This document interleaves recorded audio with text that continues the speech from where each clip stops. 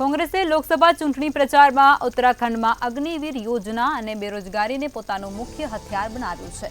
પક્ષ અગ્નિવીર યોજનાના વિરોધ અંગે જ અવાજ ઉઠાવી રહ્યો છે, ત્યારે યુવા ન્યાયના રૂપમાં બેરોજગાર યુવાનોને રોજગારીની ખાતરી આપવાનું વચન આપવામાં આવી રહ્યું છે।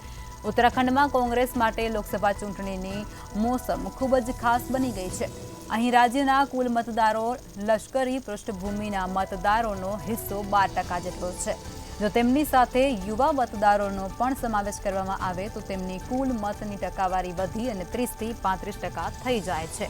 કહી શકાય છે કે કોંગ્રેસ રાજ્યની 5 સીટો પર આ મુદ્દે ગરમાવો લાવવા જઈ રહી છે, ત્યારે ભૂતપૂર્વ સૈનિકોની સંખ્યા લગભગ 2.58 લાખ હોવાનું પણ કહેવાય રહ્યું છે અને તેમની સાથે પરિવારો ઉમેદવારોથી કુલ મતદારો લગભગ 20% બને છે તેવી પણ ગણતરીમાં સામે આવી રહ્યું છે। આંકડાકીય માહિતી પણ આ તમામ મુદ્દે અત્યારે પ્રકાશમાં આવી રહી છે। ઉત્તરાખંડમાં અગ્નિવીર યોજનાને કોંગ્રેસ મુખ્ય નિશાન બનાવી શકે છે। બેરોજગારીનો મુદ્દો પણ ત્યાં કોંગ્રેસ ઉઠાવી શકે છે। કોંગ્રેસ દ્વારા આ બંને મુદ્દાઓને લઈ અને તેઓ પ્રજાની વચ્ચે મત માંગવા માટે જઈ શકે છે। બેરોજગારીના જે વાયદા કરવામાં આવ્યા છે બીજેપી દ્વારા તે ખોટા છે તેવું પણ તેમના દ્વારા આક્ષેપ કરવામાં આવી રહ્યો છે। ત્યારે લોકસભા ચૂંટણીને લઈ અને કોંગ્રેસ પ્રચંડ પ્રચારમાં લાગી ચૂકી છે। ઉત્તરાખંડ અગ્નિવીર યોજનાને લઈ અને તેઓ મેદાને ઉતર્યા છે। તો આજ મુદ્દે વધુ વિગતો અમારા સંવાદદાતા જયેશ આપી રહ્યા છે। જયેશ, જે પ્રમાણે ચૂંટણીનો પ્રચાર શરૂ થઈ ચૂક્યો છે, કોંગ્રેસ પણ તૈયારીમાં લાગી ચૂક્યું છે અને કોંગ્રેસ અગ્નિવીરના મુદ્દાને લઈ અને પ્રચારમાં નીકળ્યો છે અને તેની સાથે જ બેરોજગારીનો મુદ્દો પણ તેઓનો મુખ્ય રહેશે। શું છે માહિતી? જી, અત્યારે લોકસભા ચૂંટણીની જાહેરાત થઈ ચૂકી છે, એની સાથે જ ભાજપ અને કોંગ્રેસ જે છે આમે સામે આવી ગયા છે।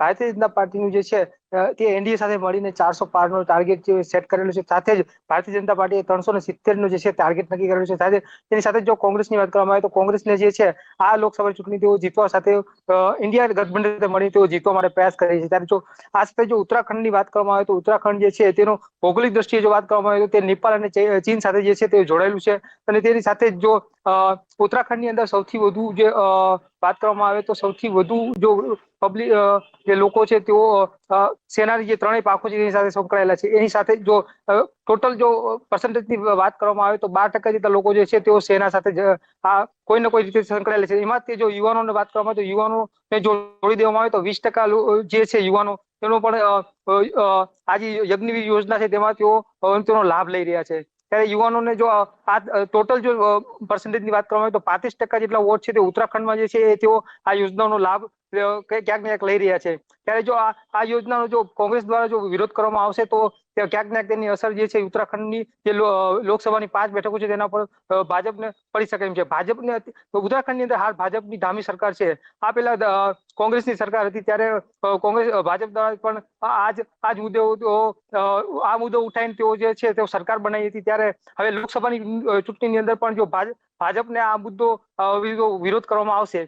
સાથે જ જો વાત કરવામાં આવે તો અગ્નિવીર યોજના છે તેઓ રાજનાથસિંહ દ્વારા 2022ની અંદર શરૂ કરવામાં આવી હતી અને આ યોજનાનો જો મુખ્ય ઉદ્દેશ હતો તે યુવાનોને રોજગારી આપવાનો હતો।